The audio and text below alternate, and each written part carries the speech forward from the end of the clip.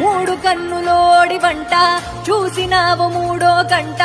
మాడి బూడిదవునంట విశ్వేశ్వర విశ్వమంతా నీ చుట్టూ కాటి మంట ఆ పొగలే ధూపమంట